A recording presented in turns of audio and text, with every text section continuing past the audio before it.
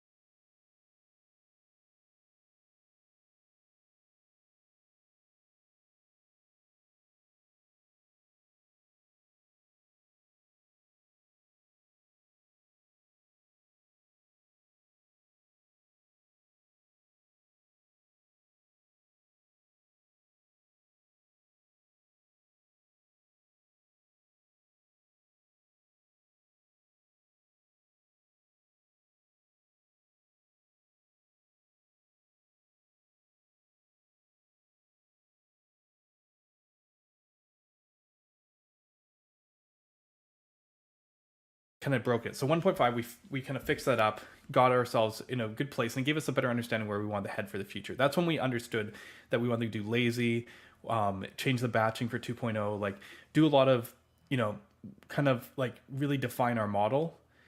And we created the solid working group on reactivity at that time and started the conversation. And since the summer, we've been working on solid 2.0's new reactivity model. But after that, it wasn't really clear, like if there would be any more releases and what they would look like. So like Solid 1.6 had some stuff, but it was mostly signals things I have available. New crew kind of come in. Gabriel, wow, there's been a whole bunch of subs. Thank you so much. Sorry for not keeping up with Twitch. Understanding all of this stuff. It wasn't, honestly, as I said, it wasn't until that whole, signals thing that happened that I was like, okay. The gist of it was, yeah, sure, ESLint,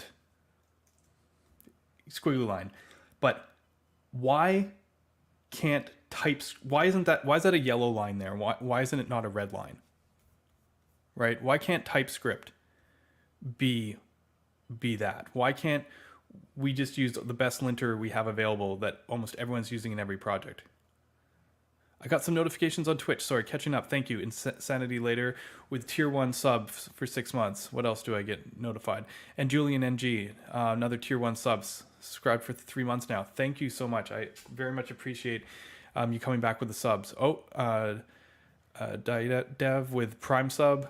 3 months. Yeah, a lot of people, I guess, new crew kind of come in. Gabriel, well, there's been a whole bunch of subs. Thank you so much. Sorry for not keeping up with Twitch. I really appreciate you guys taking the time to show the support and also to save you guys from those terrible, terrible ads. They're not that terrible, but I'm just not.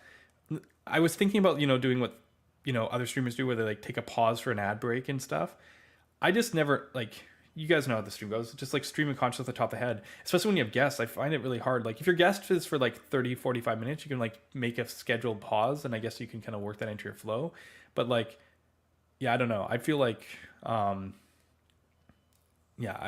it's too much for me to think about. Oh, thank you, Kyle, for the Prime sub. Very nice. First time sub here. Yeah.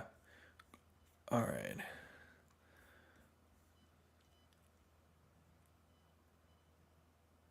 Create signal needs better types. Probably. I don't know. I there that might be true as well. I create signal seems like a fairly simple primitive to type from the like the basic sense. The problem with signals is a little bit trickier. And we should get into that. But for me, this is where it started. You start kind of going, can we do more with the tooling to like indicate that, like right from your first experience that you're in a different paradigm. I also started getting interesting issues on GitHub. Okay. Can I like, let me show you one of those interesting issues on GitHub. People would do stuff like this. And okay, see, this works. because I told you solid accepts functions technically because it needs to, because of dynamic control flow. It needs to, like, the function or the signal, whatever, has to get down to the rendering. But this makes no sense from my perspective, like, or anyone's, like, in it, like, why should a DOM node accept a function like as children? And what if this is capital button? Do you know what button does with its children? Like, one of the biggest things that people probably know about solid, but you know, just in case you didn't, is that I'm just gonna fake it right now. It's fine. We have a component type and stuff, but I'm just gonna, okay. Is that, like, I guess I'm not gonna do the whole TypeScript thing. But the thing that I wanted to kind of point out here is, yeah, actually, this is a terrible example for pointing it out because it's like a native element. Let's just make another component that just has a simple value on it, something like value, you know, is a string or something, right? Okay. And what I wanted to point out, and I've probably shown this on stream a bunch before, but if our, let's just call it like comp. If our comp here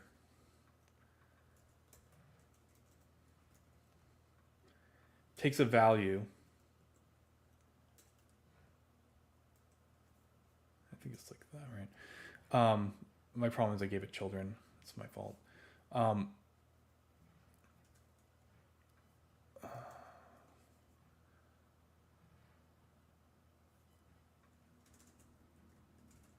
Whatever. Okay. If I give it a value here and I pass D, you access that value by doing props.value, right? And actually, I'm not going to call it value. I'm going to call it something else. Just call it something. The reason I want to call it something is because some reactive libraries use .value as some special property. I'm going to do it like this. What I'm saying is this is string or undefined. If instead of passing it as a string, I took count, right? I'm just going to complain. Whatever, toString, I don't really care, okay. But it's still props dot something, right? And the reason we do this, that it, like, we're not passing a signal, so to speak, is so that you have this locality. You don't actually need to worry about how comp is passed. Don't worry whether the parent passes something reactive or not. Just decide for yourself as the component author here, like, does it need to do something reactive? Well, yeah, I put it in this create effect, and now, you know, it does something reactive.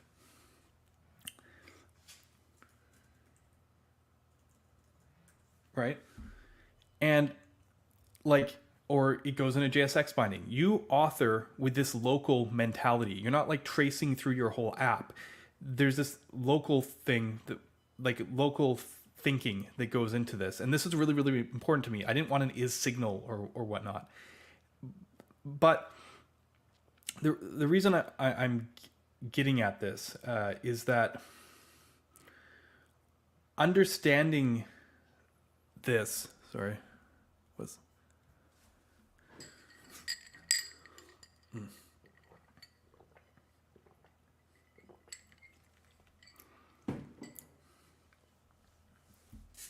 yeah, why was I getting at this? Sorry, I got distracted for a moment with the chat. I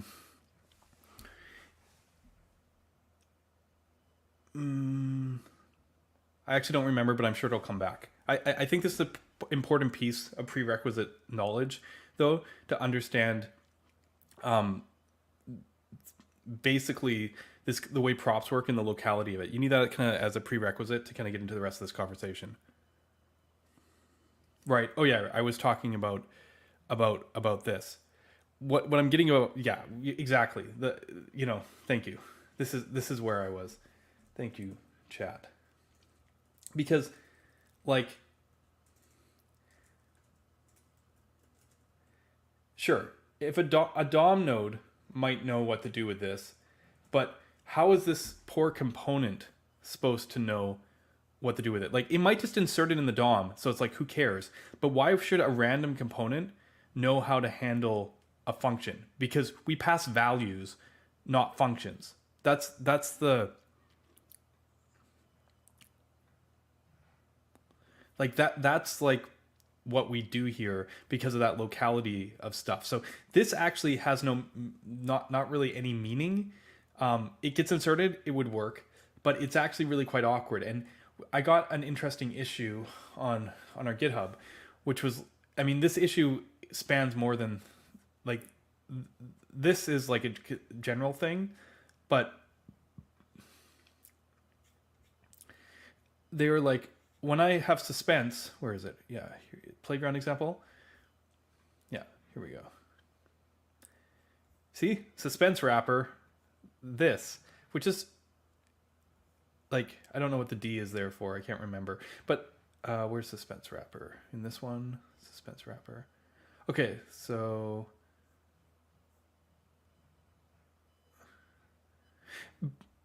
basically, having gone through multiple components, I think this was them just playing with something. Like anybody could insert in the DOM or intercept it. Like unless the component is expecting a function, we shouldn't just randomly expect it to work. This puts onus on each component to handle it. And yeah, I just like this whole thing is really weird to me. And I think it is really rooted in that first example at the very, very beginning. You know, when we go back to like, I'm going to erase this for now, but when we go back to the beginning here, and you did this, that is the root of this problem. Like,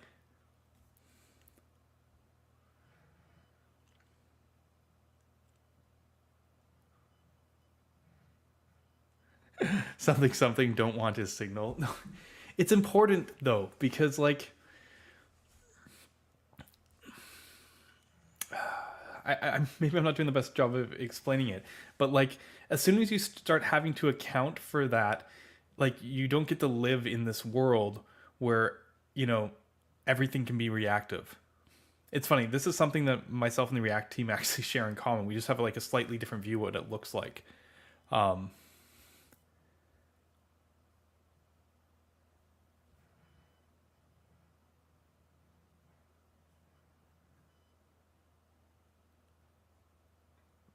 like from a props perspective, yeah, like why not?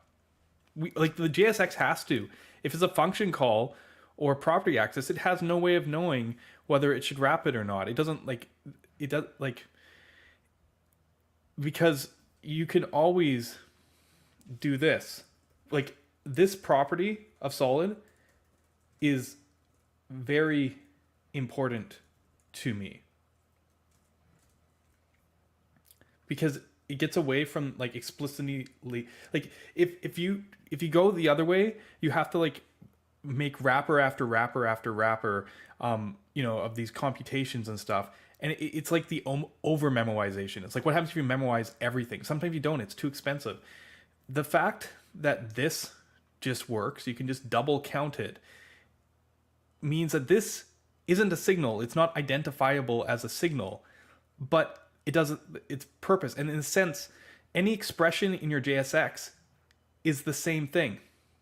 This is like how we reduce the cost. Like if we had to memorize every single prop and if you memorize every expression you do, and then we memorize every single prop, and like, I mean, luckily we're getting smarter and our reactive systems are getting more efficient so that like blowing up the world that way isn't as expensive in the past. But like, you know, and our compilers will probably move to be more lenient that way for that reason. I didn't want that to be like a fundamental caveat of the system, so to speak, that you couldn't just do this, you know, which is big part. That's why I'm talking about this right now, because it's a big part of understanding why like functions are so much better than dot value, like and why like people who feel this way, it's not even a debate, which is interesting because I know there's, you know, libraries that think differently, and we'll talk about those and in regards to TypeScript soon.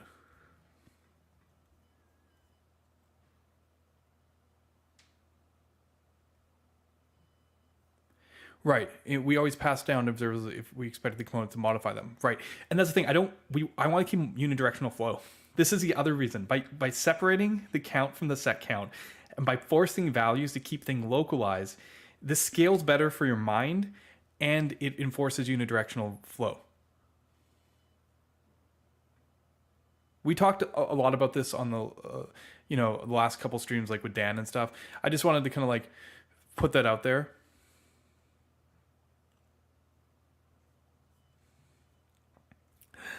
There's a way you could skip thinking about TypeScript. Just let people write React, forget, and compile the solid. Well, the funny thing is, React itself, like the language today with hooks, is really hard to be like the compile source. Mitosis does miracle work, and even then it has gaps. But if you can reduce the possible syntax of React, get rid of all the memoizing stuff, and just leave the intent, it looks like a reactive system. At which point, compiling React forget to solid is actually a much easier prospect than compiling React today to solid. AKA Svelte, yeah. Good call. Main argument for value, use it, TypeScript. That's we're going to talk about it today. I actually don't even think the TypeScript argument is good, but I think TypeScript is actually the main, like, the main argument towards doing it. There's also people like mutation, but like for me, I'm very much in the school of unidirectional flow. Two-way binding is not a good thing, so to speak. I think there's even a context to the discussion. I saw Quick added two-way binding, and I started writing an article to explain the nuance there, but I never finished it. I'm too busy talking to people about TypeScript. Yeah, this is a great question. We're like collecting the list now. That's the thing. It's starting to happen. I remember, like it's not like a huge number, but it was actually kind of funny. I saw some stats or something, and it was shared. Like I remember it was a Netlify, and I'm not gonna give you numbers because obviously privacy thing. But they were looking at the numbers, and Solid had a lower usage than say a lot of the other frameworks, especially the stuff like Remix or Next obviously and stuff. But what was surprising was Solid's enterprise usage was actually higher than some of the like smaller of the big frameworks than you'd expect it. So like there are people using us out there. It just we're still like we don't know that. We have to go like ask them. People have just been starting to use it. I mean, the irony is not lost on me or anyone, I think, except for those guys on Reddit who, when I tried to explain this, didn't get it. But, that's Reddit for you. I mean, don't get me wrong. JSX TypeScript is painfully, painfully bad. And I'm not going to, we can take a quick jaunt into that, but I don't want to distract too much where I want to get to. I want to talk about reactivity. But like this is like what's div? It's JSX element. There is no way, I mean, except for me to tell it that's an HTML div element, to actually do like there's no way in TypeScript to actually type the div to return an HTML div element. There's an open issue. We've been following up. They said it would be complicated, but like just the way the types work in JSX and TypeScript, you cannot actually just like do this and end up with a div element. It's just not possible.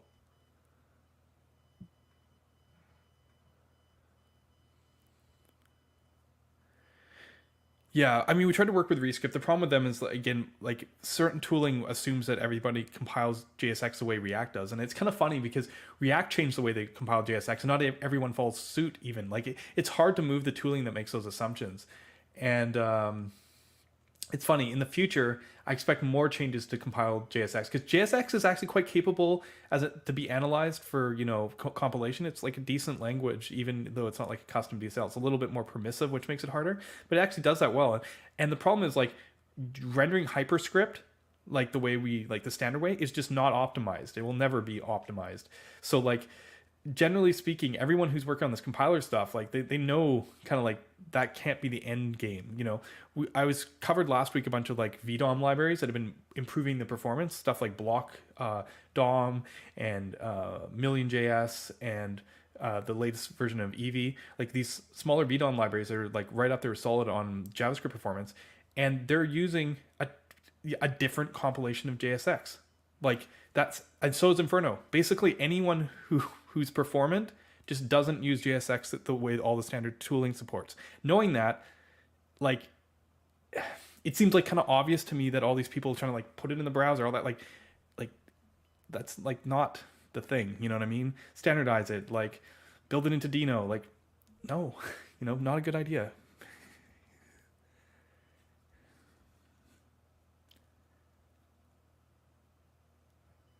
I struggle with JSX, but I like JSX. Like, picture if I didn't have like all the tool, like on the parser stuff. Like, I built custom template DSLs, like string based or whatever you want to call them, like Svelte style, and then like, pulled Acorn in and like did that whole thing. You know, JSX is really great, and anyone can just get it out of the box. You just like fire up Babel, you're good to go. So like, I struggled with it because of like the opinionated tooling, like this, the next level up, the TypeScripts, the prettiers, and all that stuff. But even prettier was fine, like code highlighting. Once I like gave in a little bit and conceded, honestly, TypeScript's the only problem. But I mean, that's the common thread here, right? Yeah, I mean, div as a div as const isn't. Maybe I missed the rest of the thing. Um, Interesting.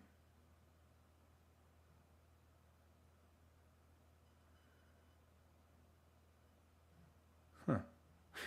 Maybe there's something to that. But anyways, I mean, it doesn't work, but maybe, yeah, it would be neat. Yeah, there's the rest of the sentence. Yeah. I mean, this is a whole stream. I'm not going to cover it right now. Lots of little things and a couple big picture things.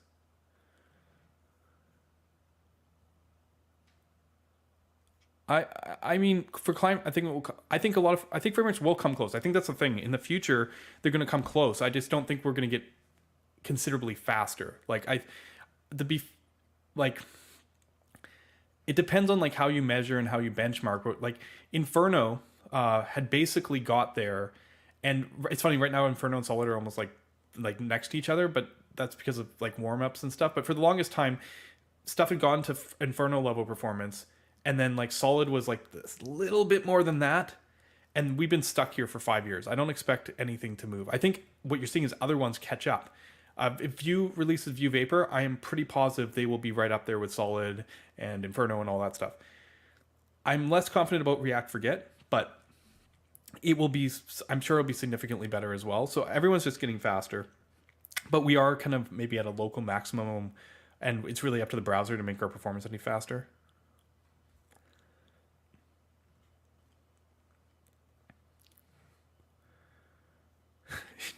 Sorry, where's it?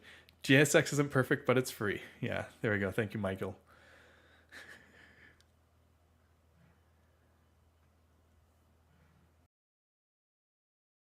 Yeah, it's a funny discussion about JSX and like, should you be complaining about JSX if you're getting it for free? Uh,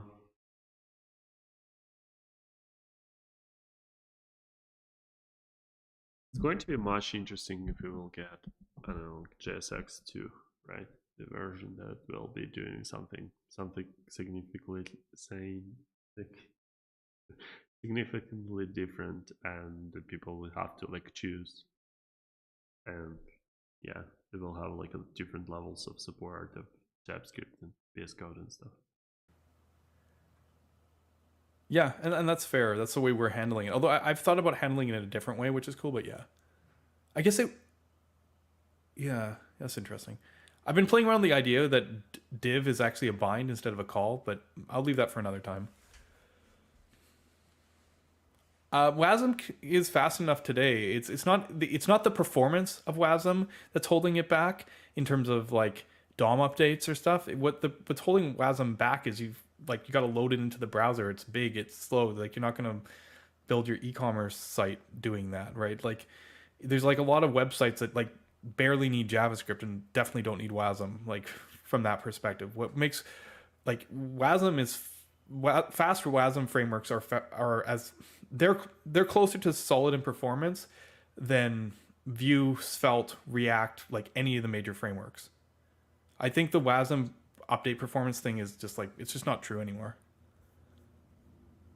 Okay. I don't know. That's a great question. That's why I didn't like quite fit in.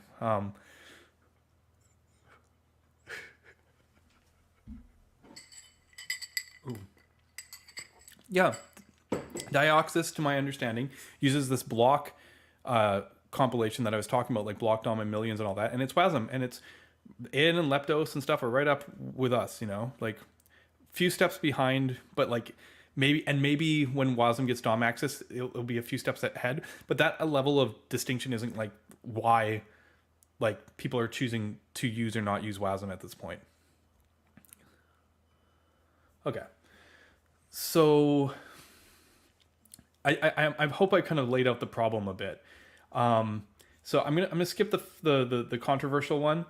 I mean it's all controversial, and just kind of go straight into I already gave the counterexample, but what my solution for this problem? As I mentioned, this thing of my comp and my comp and then this having no meaning. Like the thing is in solid, if nothing happens, what ends up happening is this function doesn't get called by my comp 3. It gets passed to my comp 2, to my comp, and then into the DOM, like up the tree, which means it gets like pulled out of that context, so to speak. And that's why, suspense didn't work in that one issue that I said, because it was actually pulling the read out of the suspense boundary. Now, obviously, I can make the choice of, resolving all the children, but I don't, it's kind of expensive and pointless to do it at every single step. So, with Solid's built-in components, we only actually resolve the children when you have a context provider, because that's like when you have to set the context. And by that, I mean like use the children helper. Like it's this extra overhead that I didn't see any point doing. So like, this is why I don't like this, because it just doesn't make any sense. So the solution actually was kind of simple, and it would simply say that you can't accept functions for JSX. Like you just can't pass a function to the JSX if the types don't allow it. Like obviously, if you have a div, it's not going to expect a function anyways. If you have a component, and your component's like, hey, I take a function, then it will take a function. But if this component doesn't expect a function, you're not like going to give it a function. So let me pull up Solid for a minute, and I'll show you what I'm talking about. JSX. See, we have this like set of legal elements in here, right? And I haven't actually built this with the latest or installed it. I think I just let me see here. Git pull. Am I up to date? Oh, man, this is my fun, eh? Do you ever do this? Like you've been using this Mac for years, and then they tell you that your XPath command tools are missing. That's actually really quite annoying for the sake of the stream, because I hadn't actually run this locally. Oh man, I'm gonna be like running Xcode in the background for the few minutes here until we get this set up. Oh man. After every macOS update, and this is my. How do you do this again? Why am I getting this? I gotta remember what the actual thing is. I have to like. Yeah. Yeah. Here we go. It's always this, right?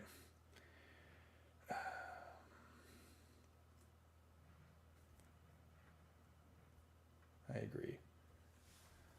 Sorry, this will delay this a little bit. 41 hours. It's gonna be fun. Fun wait. You guys stay with me for 41 hours?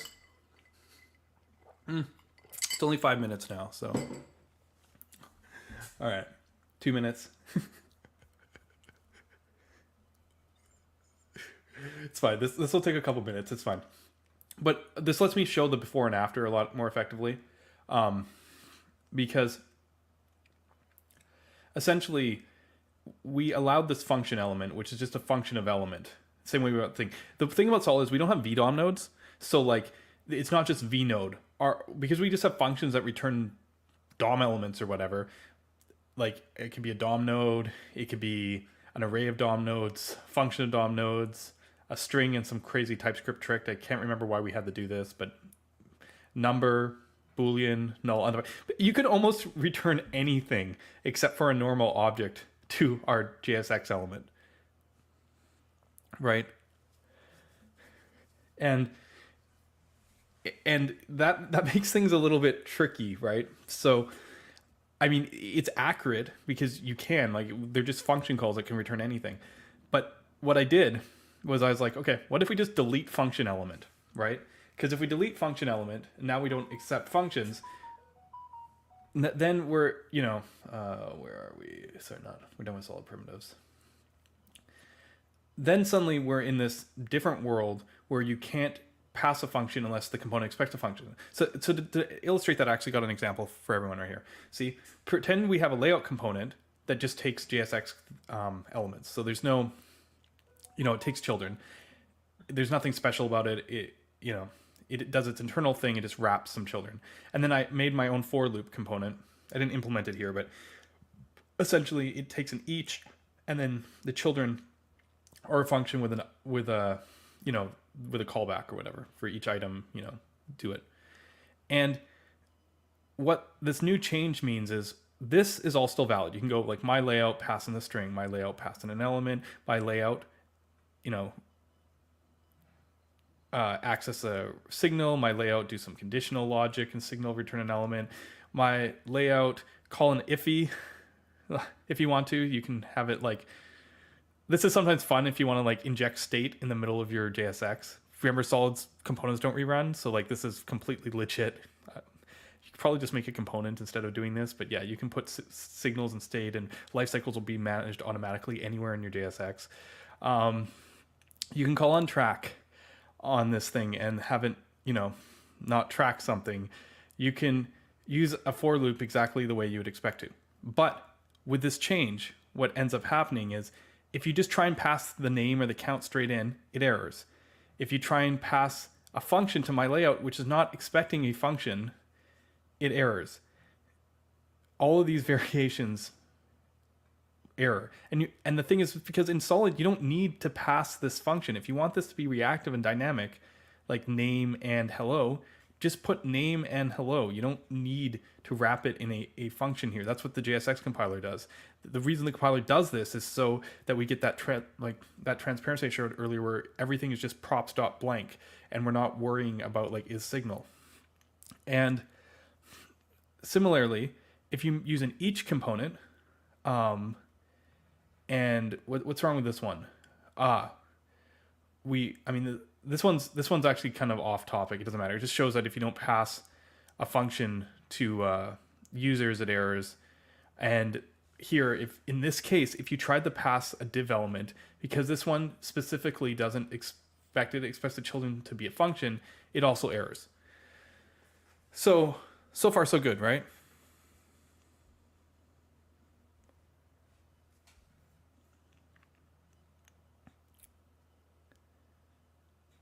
Question: VSLint fair? Yeah, I mean that's essentially like Dan actually answered this on the space yesterday when he first jumped in, because React, how should I put it? React doesn't compile in the dependencies because like it can't. It's actually probably pretty easy to compile in the dependencies. It's because it's like inconsistent with the model. Unless they can patch all the little leaks and little holes or like exceptions to the model, it's actually a lot more explicit and clear to have that dependency array, because there's always edge cases. And they weren't confident when they first put it out that people wouldn't need it for edge cases. And I think that's a very smart move, especially because think about it. React runs top down, line, line, line, line, line. Like if that's your mental model, you got to see the dependency arrays to kind of understand what changed. See, with the reactive system, that's not the mental model. You're just like, this reruns when it changes. And I feel like because of that kind of guarantee, it's a lot easier to get rid of the dependency arrays. And in fact, it's why, we'll talk about this later on stream, React renamed their auto memoizing compiler, which makes no sense to talk about from a top-down sense, to an auto reactivity compiler, because they had to start talking about React in terms of reactivity as soon as they started compiling. Yes, you're right. You're right. Before I release this, I'll do that. Yeah, name and users are signals in this example. But to be fair, it doesn't matter if they're actual signals or if they're just any accessor, because the way Solid works, these could be actually any function, right? That's the thing. This part aligns quite well with TypeScript. There's a gotcha here, right? Because if this is just true, this, like, why didn't we do this from day one? Like, isn't this a win? Like, I mean, I can get a sense from chat here, but like, if I just came in and this red lined on me the very first time I tried to do it, like that's kind of like a win for everyone. Why weren't we doing this? And the reason is, I felt that TypeScript was there for being kind of like the truth, so that like people could understand the state of the system, kind of like when you write in C# or Rust or whatever, and you don't, like, if the types aren't right, like the code doesn't compile, like in a sense, like things need it to work. But then I realized that TypeScript's just a linter, which means at the end create any DOM nodes during hydration. I noticed this bug, but other people at the end. Are we gonna get there? No. The reason we're not going to get there is because we trimmed the extra spaces.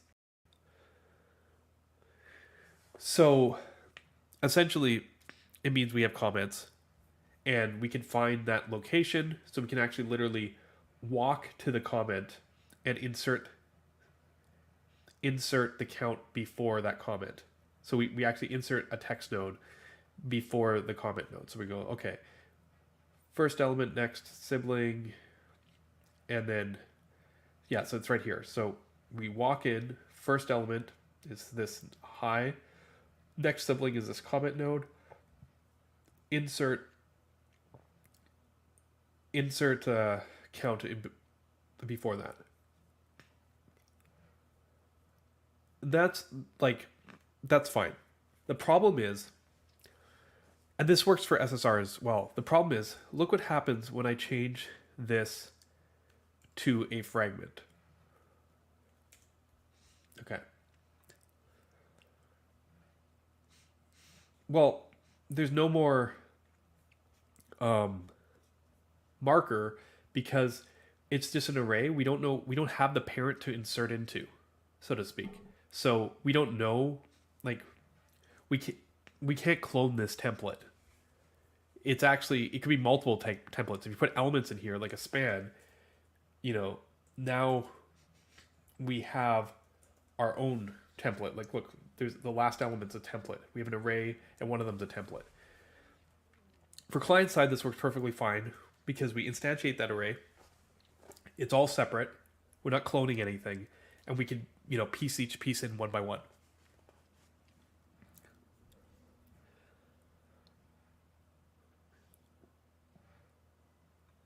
Yes, because we broke up the string.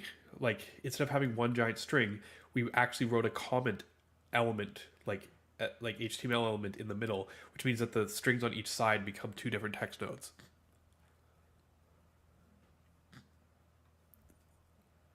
So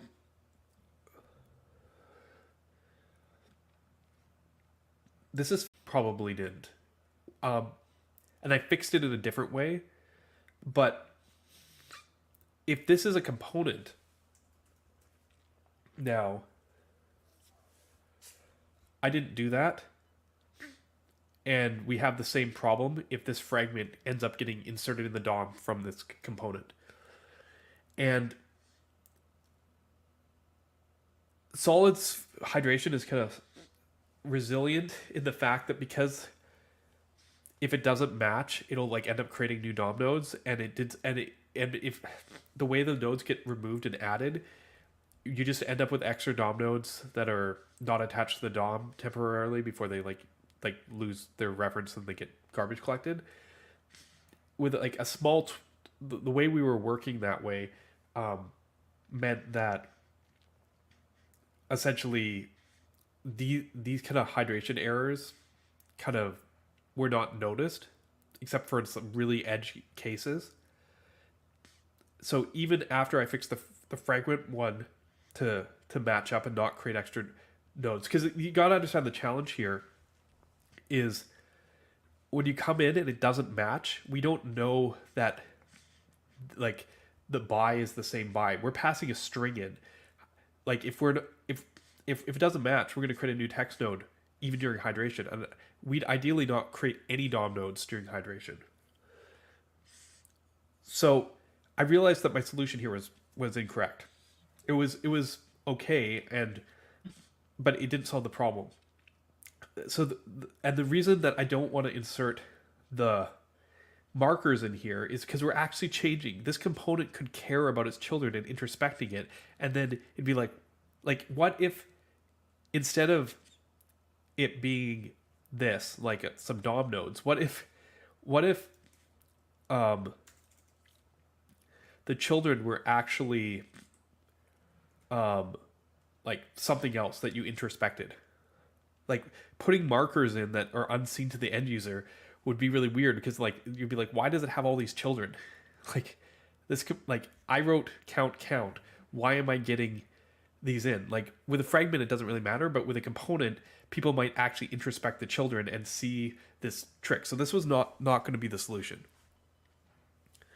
So what I ended up doing is realizing that I needed a runtime solution. That is, instead of the compiler inserting these markers, the runtime at the point that it was inserted into the DOM What happens? on the server, using the same kind of rules, but at runtime, essentially, it would look. We have this function in on our server side called SSR resolve. No, okay, you're not. It's not going to show up. What am I in? DOM expression server. Yeah. Where is it? SSR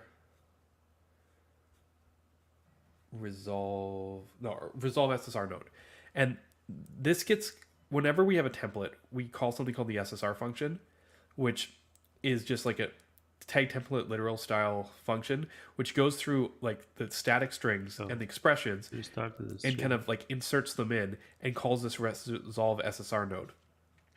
And unpublished. Basically, this is like the point of insert in the DOM. It's the same as like saying insert in the DOM in our string renderer. So all I needed to do was in this process where we're resolving them, like check if the previous ones were strings. So like check if you need to insert a marker and then insert an extra marker. So doing it at runtime, we get the same output from the server that I showed without messing with the templates themselves. So this could work for both components and fragments, because you wouldn't be applying it to the component, you'd be applying it to when the component took its like children and inserted them to the DOM. With tier 1 and then on the client side, unless they can patch do the exact all the same, little do almost the opposite thing. When hydrating, if you come across the comment markers, remove them. I actually tried to like match them up for a bit, and then I realized that was a kind of a fool's errand because of the way stuff comes in.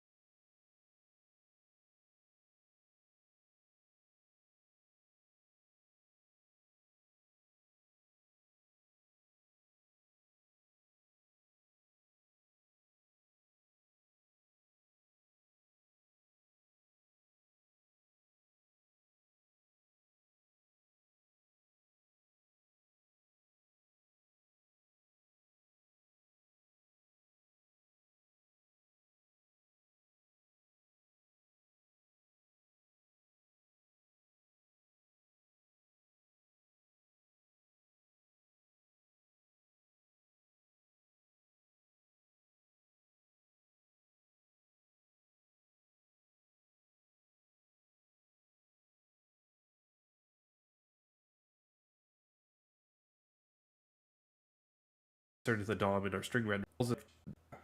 We have this function in on our server side called SSR resolve. No, okay, it's not going to show up. What am I in? DOM expression server, yeah. Where is it? SSR resolve SSR node. And this gets, whenever we have a template, we call something called the SSR function, which is just like a tag template literal style function, which goes through like the static strings and the expressions and kind of like inserts them in and calls this resolve SSR node. And basically this is like the point of insert in the DOM. It's the same as like saying insert into the DOM in our string renderer. So all I needed to do was, in this process where we're resolving them, like check if the previous ones were strings. So like check if you need to insert a marker and then insert an extra marker. So doing it at runtime, we get the same output from the server that I showed without messing with the templates themselves. So this could work for both components and fragments, because you wouldn't be applying it to the component, you'd be applying it to when the component took its like children and inserted them into the DOM. And then on the client side, do the exact same, do almost the opposite thing. When hydrating, if you come across the comment markers, remove them. I actually tried to like match them up for a bit, and then I realized that was a kind of a fool's errand because of the way stuff comes in. I'm not going to get into it too much, but yeah, I don't know. Kind of an interesting solution to the problem, so to speak. But the end result now is that we don't have this weird compiled thing, but we have a consistent runtime way that at hydration we can match up the nodes properly in fragments. Like the more the debate gets, the more people are trying to use interesting things, though. Interesting things, expensive transitions that won't run. I think the article had 1 week. Like, I mean, the WebSockets isn't what matters, though. It's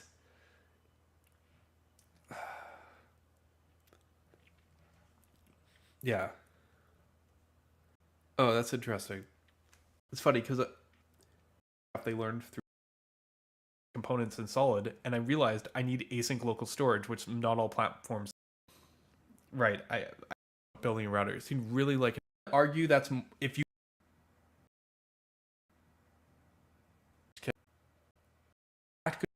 right now, and actually that was leads me to yes, we are talking about frameworks like Solid, React, but presumably like this pattern can apply. Like I'm using JSX here, ready to be rated. Oh, okay, yeah. See, this is being smart. All right. He knows I'm done. He knows that I am going to eat whatever yummy food that is sitting just out.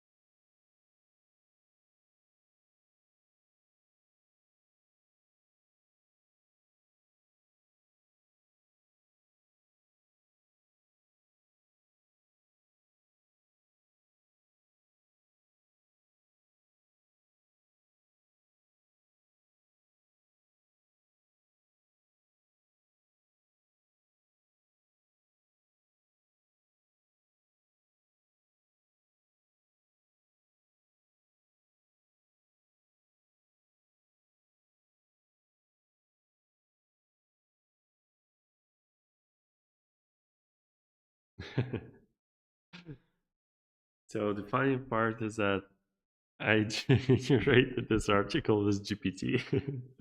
I want to do the same for the new Astro video that I did. Uh, I just didn't have a time to do that yet. But yeah. Wonder people. I wonder how many people like actually noticed the tag like that.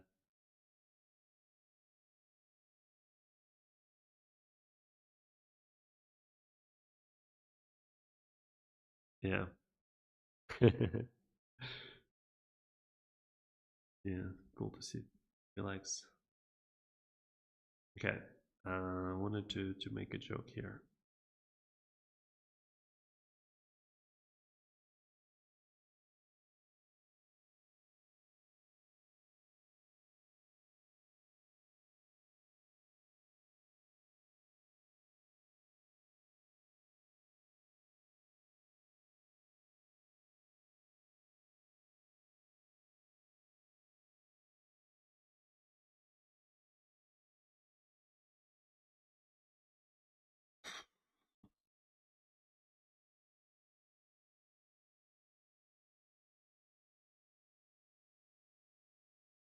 So this guy, uh, dear Reinders, Reinders. I don't know how to properly pronounce it, but um, he always kind of like knows what to link until into like any discussion. I know that like I like to do that, but he's like super super good at it, and he writes a lot. So this is like a huge comment of like comparing everything to everyone. And I don't know.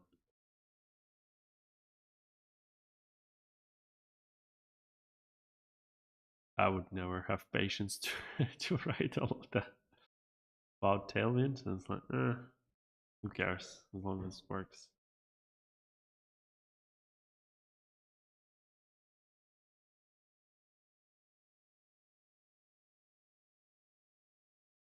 Yeah, I don't know. I don't care that much.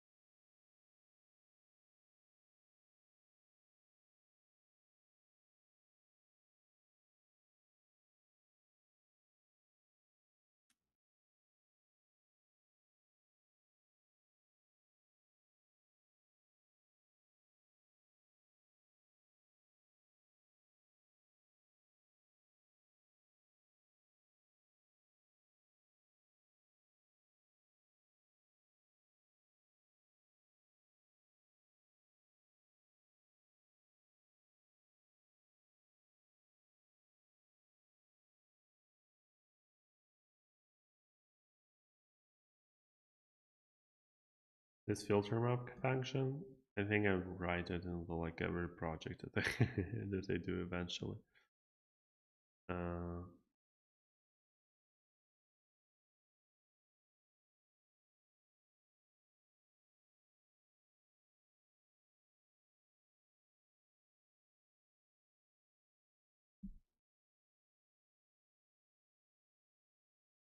okay, so what I was thinking with this empty array is that this could ensure that for if the array is empty, it will return the same reference for all of them, but I can also do const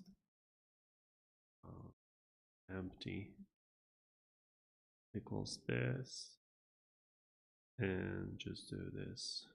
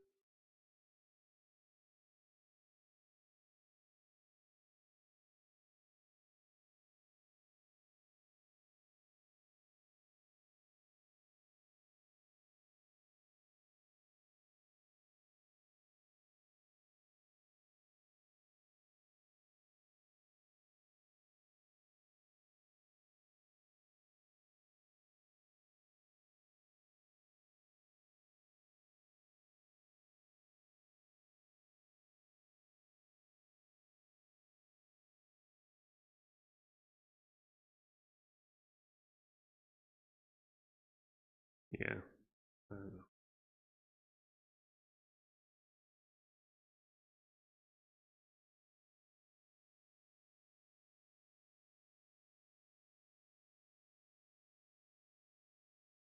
And steal it first.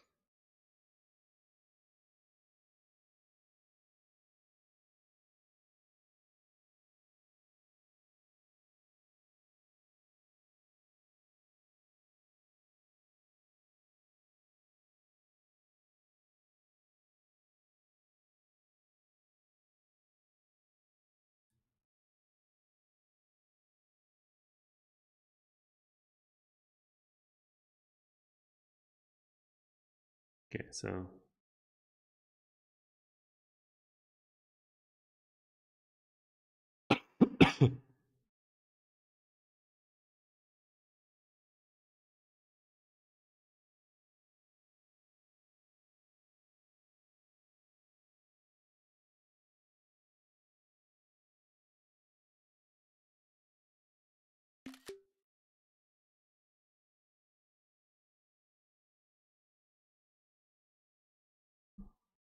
okay, so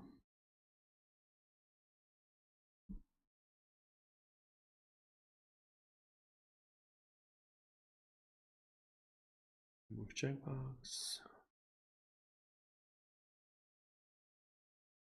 Uh,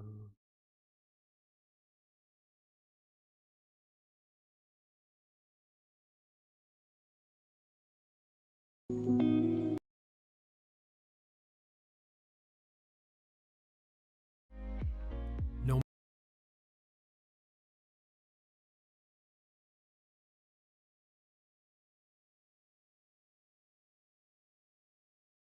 Is that the same one? No, it's a different one.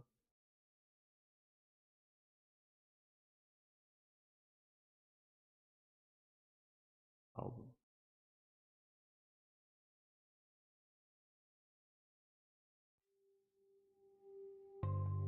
Oh, 2 minutes.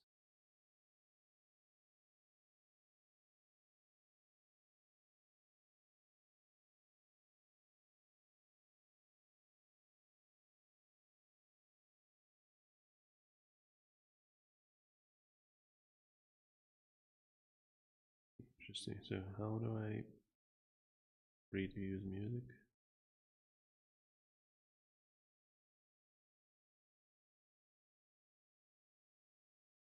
Yeah, those are videos. I mean, I can open a video.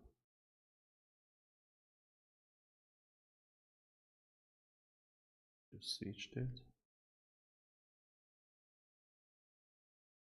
Okay, so and I can click here. Okay. Uh, playlists. Beautiful music. Okay.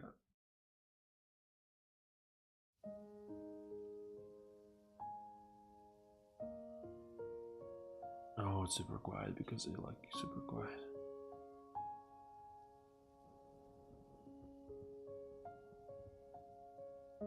Wow.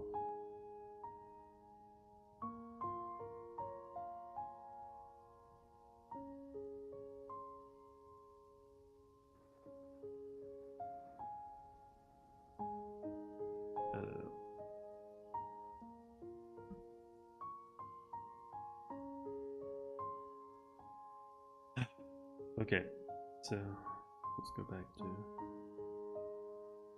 doing the thing.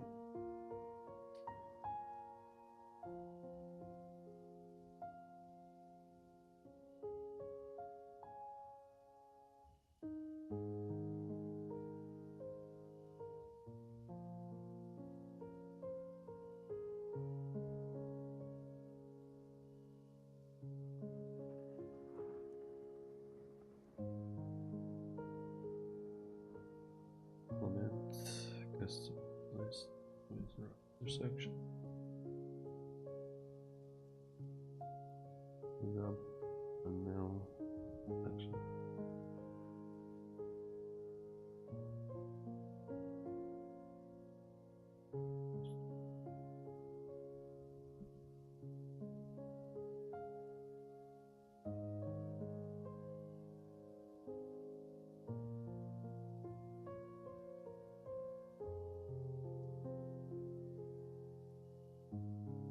For this tab.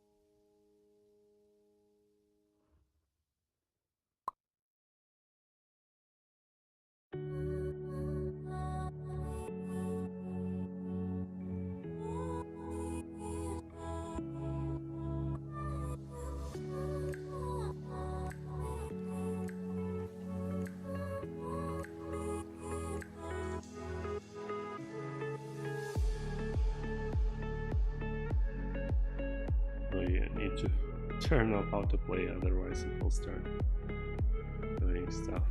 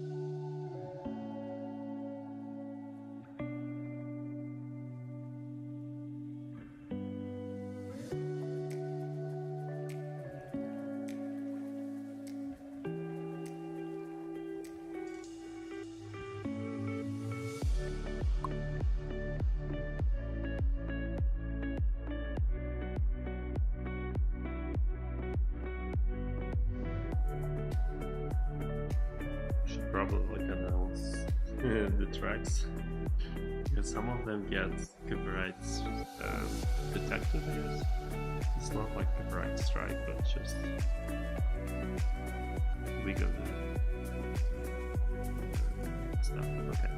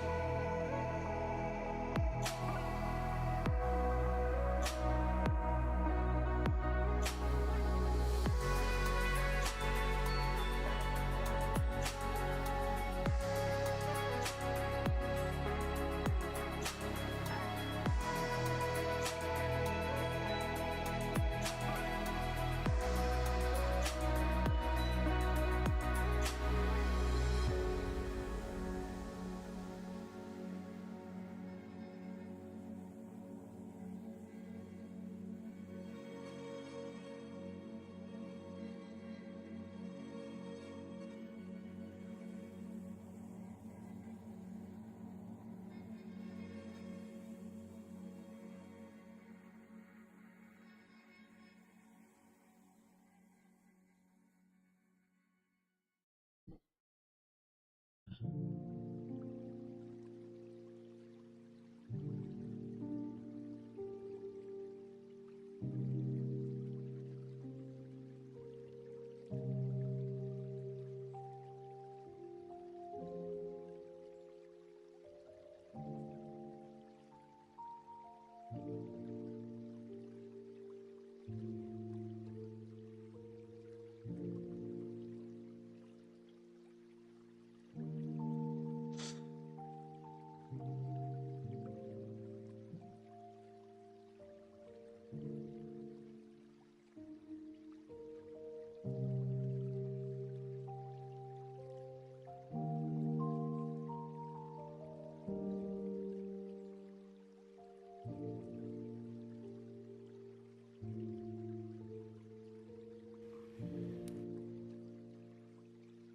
does he do now? He used to give pretty cool lectures.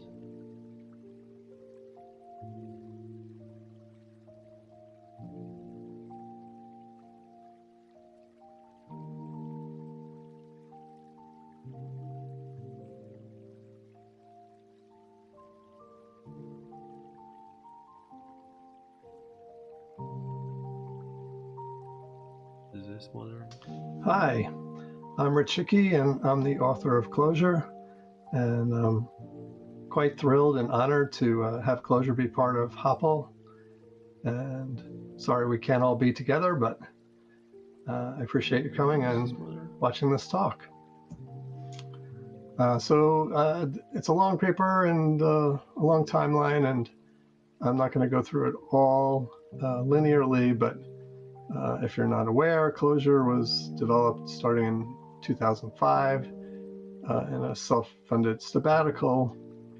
And during that sabbatical, I didn't know I was going to write Closure or anything else, but I was intent to do something that I found interesting and not care what anybody else thought about it. And that ended up becoming Closure. But it's certainly the case that I wasn't trying to satisfy any external objectives. And so there's a lot of opinionated aspects to the design and implementation. So beware. Hopefully Closure has pointed out some problems. I think some of these problems were things that I was aware of, and some of these things were undercurrents, if you would. But the dominant one was, in my opinion, programming had become too complex. I was a C++ programmer, then a Java and C# programmer, and what I frequently saw was projects, come up to speed, build out, get to a certain point, and then get crushed by their own complexity. And so, having done that for a little over a decade and a half, I was pretty tired of it. Had discovered Common Lisp and sort of fell in love with how different it was from what I had been doing, and how much simpler it was. And I said, that's what I want to do. I want to try to figure out a way that I could program in Lisp. But the other thing I fully expected was after my sabbatical, I would be going back to being a professional developer. So if I was going to make something, I'd have to make something that could be used at work, in consulting jobs and things like that. So to break these down a bit, programming complexity, I found in practice, was driven substantially by the fact that programs were imperative and that state management became something that was not manageable after a certain point. And even before you got into concurrency and some of the promises of multi-core at the time, people were just drowning in the update in place programming that was common using object-oriented languages. In addition, the languages themselves were just getting more and more complex, especially C++. It just had more features, and I was quite enthusiastic about them initially, but in practice, applying them with best practices, I didn't find that we had commensurate returns to the complexity, and people were no longer pointed at the complexity of the problems we were trying to solve, but pointed at the complexity of the tools we were trying to use. The other thing that was my experience was that using object orientation as was practiced at the time in those languages, so C++, Java, and C#, you ended up with a ton of concretions over time. Classes are the way you do everything, and you end up with a class for everything, including things like information, like customer classes and things like that. And in the end, what happens is every class is its own mini language, and all consuming code for that class is specific to it. And over time, you end up with hundreds or thousands of these classes and a very brittle application with code that's very dependent on your decisions about how to organize things and how to name things and what you put in each class. So if you're trying to make something to be, something you're going to use at work, the things I thought were cross-cutting that really mattered were that you can't actually just throw away your existing code base. That, I'm trying to imagine going in back to places where I was consulting or talk to my friends and say, here's a new thing, just stop doing what you're doing and do a new thing. People have big investment in what they're already doing and can't throw it away.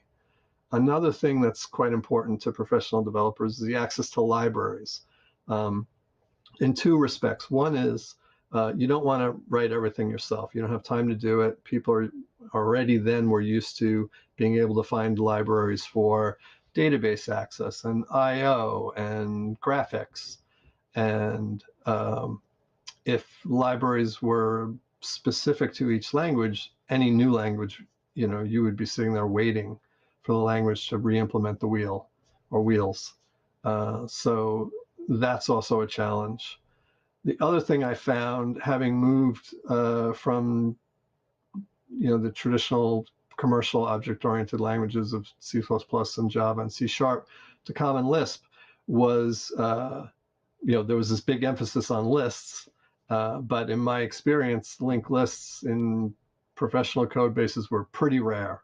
They were rarely used. Everybody uses vectors, arrays, and hash tables for performance reasons. And what I saw in Lisp and other functional languages was, the elegance and beauty of writing code with lists and recursively, but I knew that wouldn't be acceptable from a performance standpoint.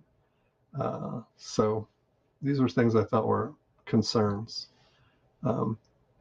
Like I said, having pretty much not been aware of Common Lisp earlier in my career, moving to it and discovering it later was like an aha moment. I felt like I had been wasting my time becoming expert in C++. And I built a bunch of things, including things for customer engagements, where I prototyped or even built solutions in Common Lisp, only to have them say, that's great, that looks really good, please rewrite it in C++,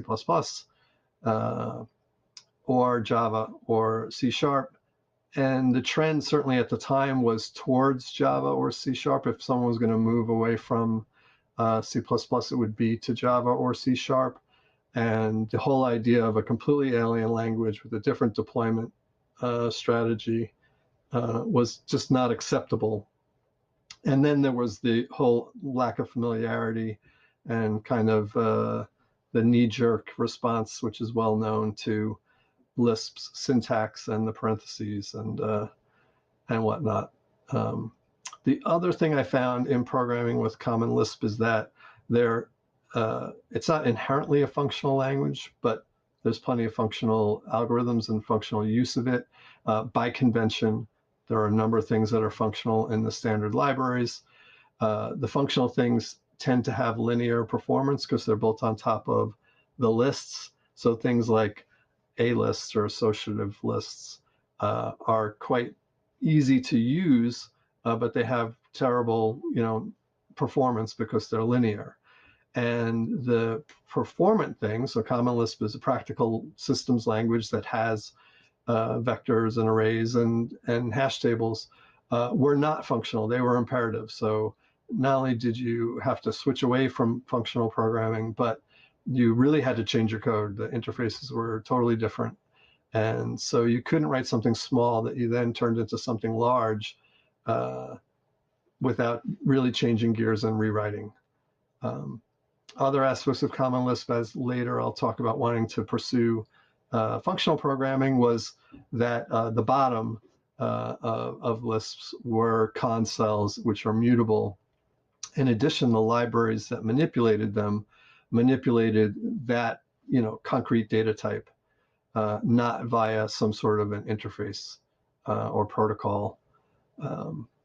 So that's not great, especially coming from object-oriented programming, where at least interfaces or virtual functions are quite common to give you some indirection between the abstraction and the representation.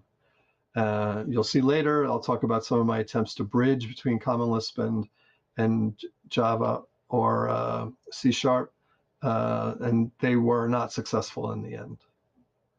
The things I didn't care about and still don't are being novel, inventing a new thing, solving some research problem or whatever. This is a tool building exercise designed to make a practical thing you could use for practical work, and I didn't really care and don't care if anything about it is new, and I do not claim any aspect of Clojure is novel. Another thing I don't care about and didn't was whether or not it was purely functional, trying to solve the problems of, can you do programming purely functionally, and how to do that, which some languages try to tackle. Even though I just mentioned it as being part of the objections to Common Lisp, having worked with Common Lisp, I was firmly in the camp of the parentheses and the code as data, and that notation is a feature. It's not a bug, and it's something you should deal with. And I wasn't going to try to accommodate people who wanted something more familiar. I was happy with it. I thought it was a feature. I still do. And so that's not a problem.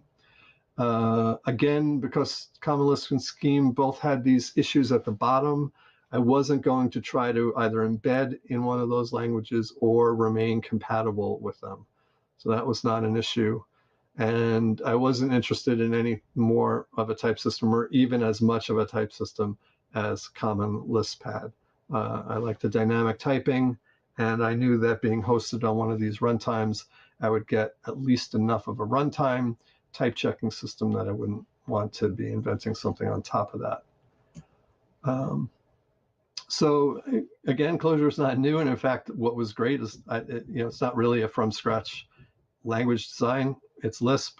It takes advantage of almost, at the time I started, 50 years of prior Lisp knowledge and tons of papers, and absolutely standing on the shoulders of people standing on the shoulders of other people.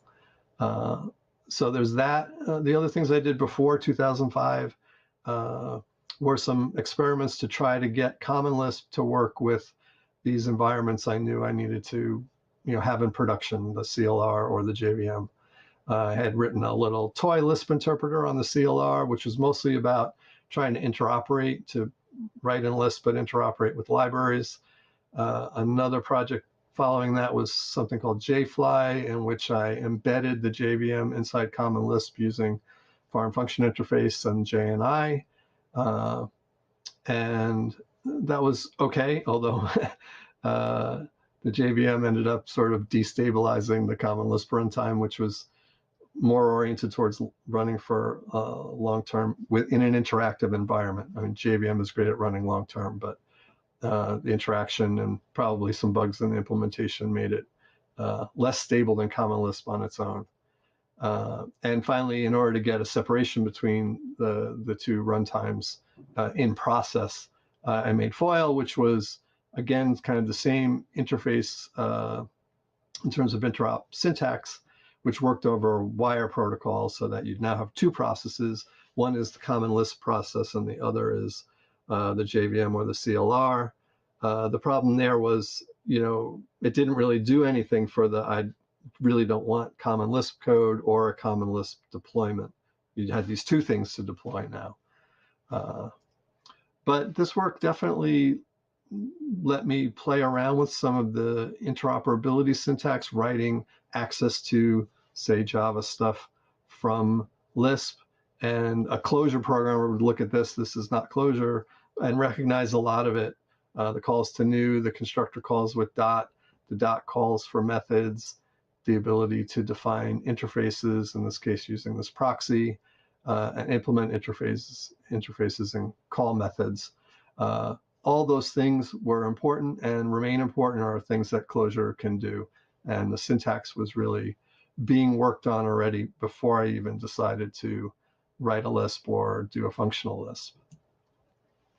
So the thing I eventually decided to do during my sabbatical was make a Lisp from scratch as opposed to modify or embed.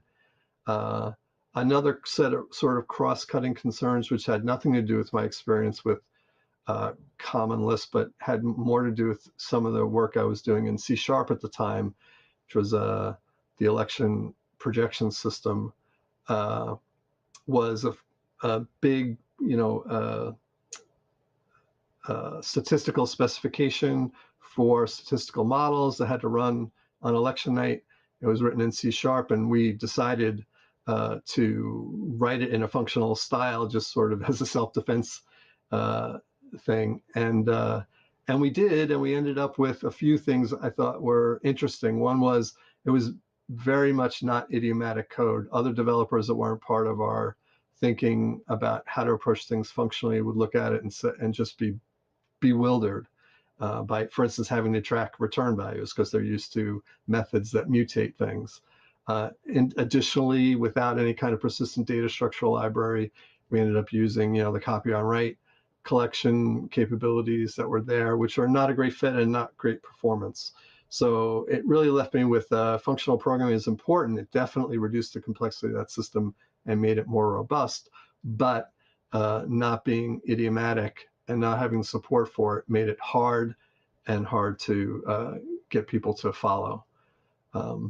The other thing I decided to do was to host the language I was writing on the JVM or CLR. In other words, to have it be a language that emitted bytecode and ran on those runtimes. To me, hosting meant more than just the JVM or the CLR was an implementation detail, but that the JVM and the CLR were accessible, and that the language, Clojure in this case, would be accessible to it. In other words, it's not a layering thing; it's an embedding, if you will, and that the interop would be bidirectional. The other thing that had to be the case was it had to be fast enough to work where Java or C# would. Not necessarily as fast, but fast enough that I could sell it as a way to tackle problems that we would tackle in Java or C#. The last thing I wanted to do is to keep it simple and small. I mean, the big refreshing thing for me, as much as Common Lisp is a very large thing, most of its size has to do with a rich library. The language is small, not a small scheme, obviously. But the core of it, and going all the way back to McCarthy, it was sort of like, what's the minimum amount of stuff you need to bootstrap a language? And sort of following that, what's the minimum language you need to be an effective developer? And I thought it was a lot less than Java or C#, and certainly less than C++. So keeping it small was an objective and remains an objective. So then it was a sort of an implementation project. What did I need that I didn't have?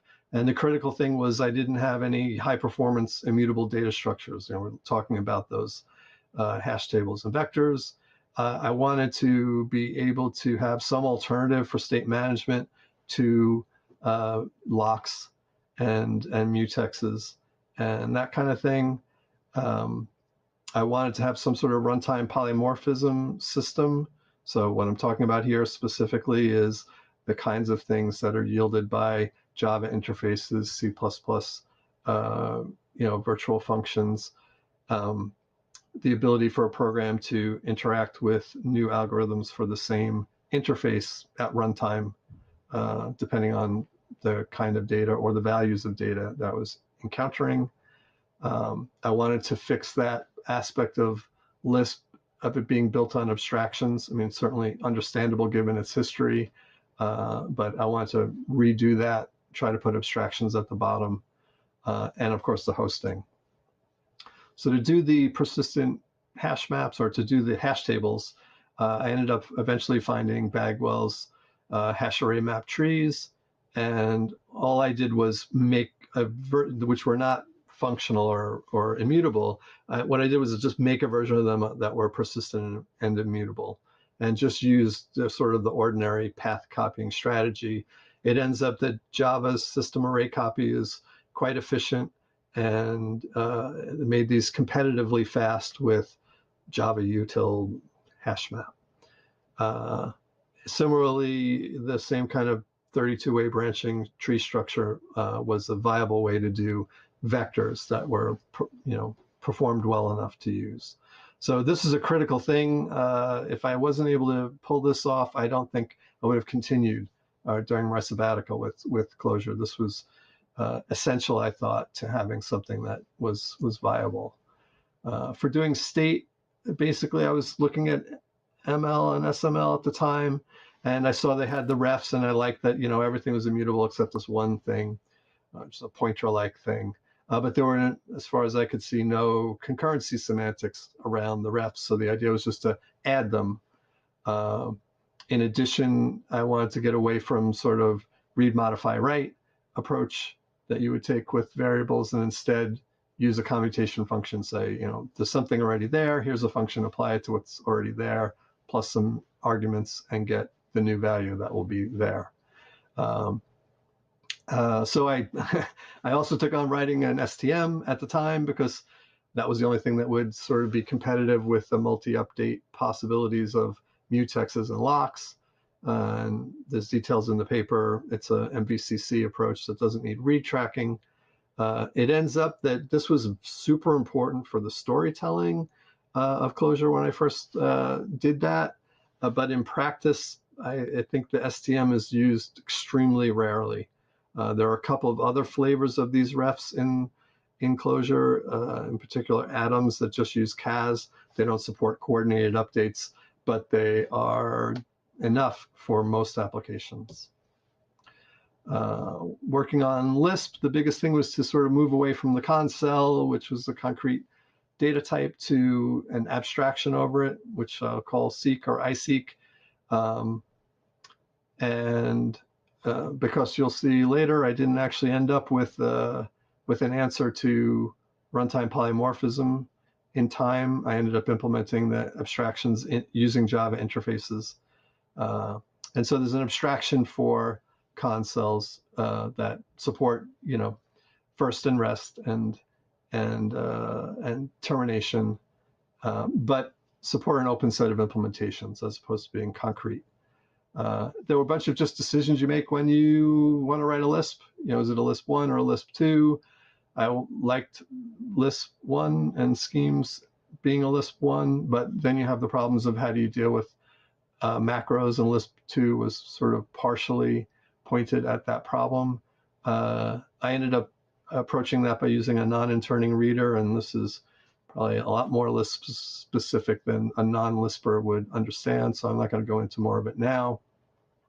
The biggest thing, though, that I think is apparent to people who look at Clojure versus the other Lisps is that there are more things, and I think that they tend to presume that now there's syntax, and that, you broke Lisp, which was always about being data structures, and I don't think that's the case. I think the way to think about Clojure's syntax is that the reader has been enhanced to support more data structures, but it's exactly the same strategy as before. The reader could read lists before, now the reader can read lists and vectors and maps and sets. It ends up that vectors and maps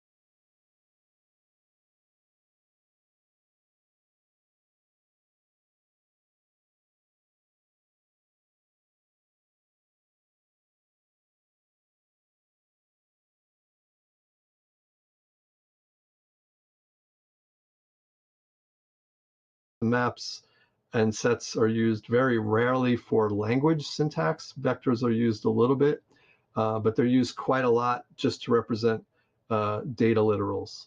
But it's still a read eval system, and it's still evaling code as data.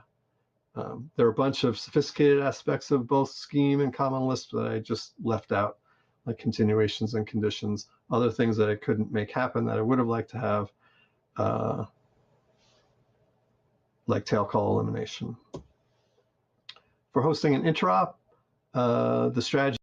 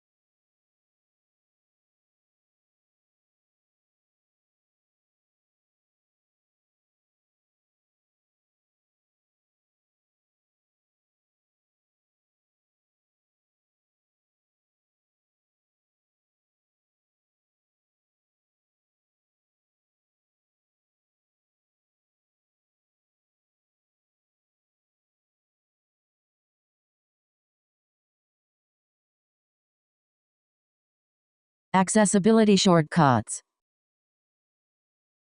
Checked. Voiceover on Universal Access Control. Accessibility shortcuts. Window. Accessibility shortcut. Chrome. Fogbinder vertical line dashboard. Google Chrome. Yaroslav. Jlarky. Window. Focused roster. Check checkbox. Focused roster. Uncheck checkbox. Expanded focus. Leaving Fogbinder. Daishi slash Waku. Chrome has new window. Daishi slash Waku. Daishi GitHub. One tab. Pit. DevTools. Fogbinder vertical. DevTools. One tab. DevTool. Fogbinder vertical line dashboard. Fogbinder vertical line dashboard. YouTube music. One tab. Focused roster. Add organization. Button. Expanded. Focused. Leaving Fogbinder. Expanded roster. Uncheck checkbox. Code. Settings TSX. Fogbinder window. The editor is not accessible at this time. Press Alt plus F1. N. Odd. Right brace. Chrome. Expanded roster. Expanded roster. Leaving entering Fogbinder. Dashboard web content. Expanded roster. Uncheck checkbox. You are currently on a checkbox inside of web content. To select or deselect this checkbox, press Ctrl Option Space. To exit this web area, press Ctrl Option Shift up arrow. Unchecked. Checked. Unchecked. Checked. Focused roster. Uncheck checkbox. You are checked. Focused roster. Checkbox. Unchecked. Focused roster. Checkbox. Leaving Fogbinder. Entering expanded roster. Check checkbox. You are currently on a checkbox inside of web code. Settings Chrome. Fogbinder vertical line dashboard. Google Chrome. Yaroslav. Jlarky. Window. Expanded roster. Check settings. And 2 more items group is under the mouse. You are currently on a checkbox inside of web unchecked. Checked. Out of. Fogbinder in. Visit A. Out of. In. D. I. In. D. Out of. Visited. Link. Visited link. Visited. Accept. Decline. Visited. Add. Expanded roster. Focused roster. Expanded. Focused roster. Uncheck checkbox. Code. Right brace. O. Focused roster. Uncheck checkbox. Leaving Fogbinder. Entering Fogbinder. Dashboard web content. Checked. Unchecked. Checked. Unchecked. You are checked. Unchecked. Expanded roster. Check checkbox. Add organization. Expanded roster. Check checkbox. Focused roster. Uncheck checkbox. Expanded roster. Check checkbox. Unchecked. You are checked. Code. Settings TSX. Fogbinder window. The editor is not accessible at this time. Press Alt plus F1 for options. Edit text. O. Insertion at end of text. You are currently on a text area. Universal access voiceover off.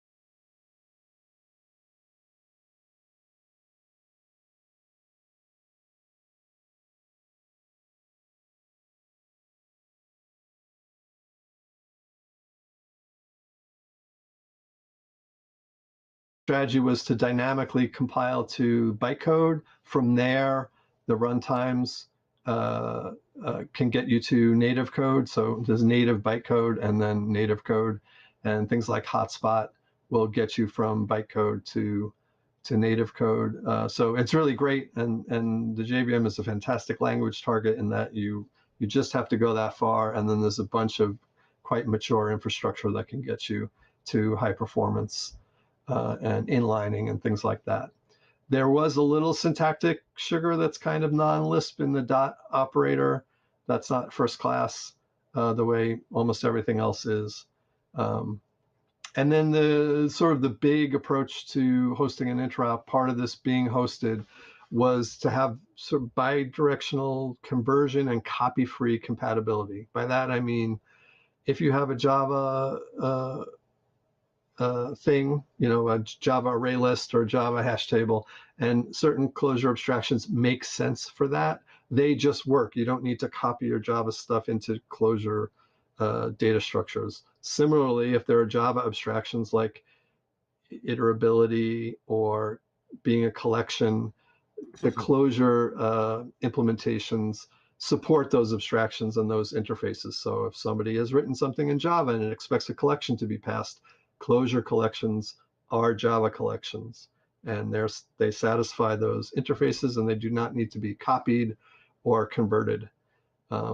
And where possible, if the semantics match, I would try to use the Java thing directly. So strings were immutable in Java. That's good enough for closure, and so closure strings are Java strings.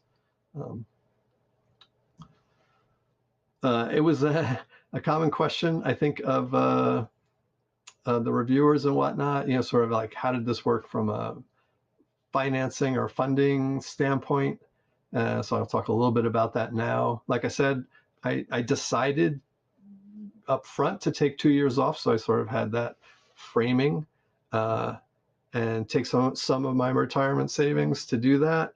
And I did take that time to do the core design and the bulk of the implementation, including the data structure stuff I just talked about, and the syntax and hosting and bytecode generation, all in this time frame. I had originally intended to target both the CLR and the JVM, but I focused on the JVM for a bunch of reasons. One is I think it had stronger open source and library support, and the other is I thought it had better dynamic support than the CLR, which tended to be more focused on compiling up front. In the same time frame, I met and married my wife, who married me in spite of me having what seems to be objectively a terrible plan to make an unappealing language for no money, with no prospects of making money on it. And Steph has been a huge support throughout the entire time of development. And then by the fall of 2007, I was ready to go to the local Lisp meetup in New York City and present yet another Lisp. Having done that, for some reason, there was a reasonable amount of radiation of the existence of closure on, say, Hacker News and things like that. And I got a lot of interest and some early adopters, and I set up an IRC channel and a mailing list and sort of lived on that and saw people show up and ask questions, and had very high engagement with the early users of the language. When I initially released it, there was a very small core library, and so the next year or two were spent enhancing the core library, adding some language stuff, but primarily rounding out the library, making it make more sense, making things complete, improving the documentation. But people could show up on IRC and be like, I have your map and I can't do this with it. And in 15 minutes, I might push a new version of Clojure that gave them some new capability. My friend Eric Thorson, with whom I worked on the election system, also gave me some consulting work and bits through here, which helped supplement the retirement fund. But this was now 2 more years beyond what I anticipated. And so eventually by 2010, or the end of 2009, I knew this was going to come to a dead end from a funding standpoint. I had a funding drive with the community and had several companies and some individual users participate in funding ongoing development. That yielded partial income. I only did that for the 1 year because in the end, when you ask for funding, you end up getting more bosses than you want. And the number of bosses I wanted was 0. But it just kept going. The language grew, the number of users grew, the adoption by companies grew, and I just was fully engaged in building Clojure and enhancing it and supporting it.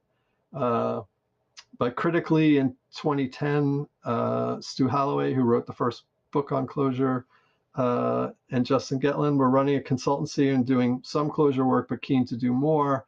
And I went down to meet with them to sort of figure out how we could work together and pitch them the idea of Datomic, which was a functional database concept I had been thinking about, and eventually partnered with them to build that. Stu worked with me in building it, and Justin ran the consulting company that supported it. In 2013, we merged the Datomic effort with the broader consulting org, which was called Relevance, and we formed Cognitect, which was at this point now a consultancy that was substantially engaged in projects that involved Clojure and Datomic. And doing this gave us revenue, and that allowed us to support the community more, allowed us to hire Alex Miller, who's a critical key contributor to Clojure, and also sort of the prime interface between the development effort and the community at large, and a sweet, very nice guy. And we're still going. So Cognitect ran sort of the sponsorship, if you will, of the Clojure development effort by keeping me alive. And Cognitect grew and Datomic grew to be a successful product. Eventually last year, Cognitect and Datomic both became part of Nubank, which was a big consumer of Datomic. And I'll talk a little bit more about that later. And that's been great also. That's more staff now working on both Clojure and Datomic. In addition, at Nubank, we were able to directly fund some community members who are working on libraries and training and things that we think are useful to the community. Speaking of the community is great. Again, there's a lot in the paper about the community and sort of historical details, but it's obviously one person can't support everyone, and the community has been great at supporting new users. They've written books, they've given conference talks and built libraries, which is important. Being a Lisp, it's a small language, and most of the growth should come in libraries, not in language enhancements. In addition, we've accepted bug reports and patches from the community, but Clojure never really became sort of a collaborative community development effort. I personally didn't anticipate even people expecting that in open sourcing it, and it was probably my naivete around how open source had been working and what people's expectations are of open source, meaning open and collaborative development. And I would say Clojure is somewhat atypical for open source in being open but not collaborative. And I think there are some advantages to that, both personally and in the result. But one community thing I want to call out is during the course of Clojure, I started an endeavor in 2011 to make a version of Clojure that could run on the JavaScript runtime, and particularly in browsers. And I built the initial version of ClojureScript in 2011, but eventually David Nolan took over the stewardship of that.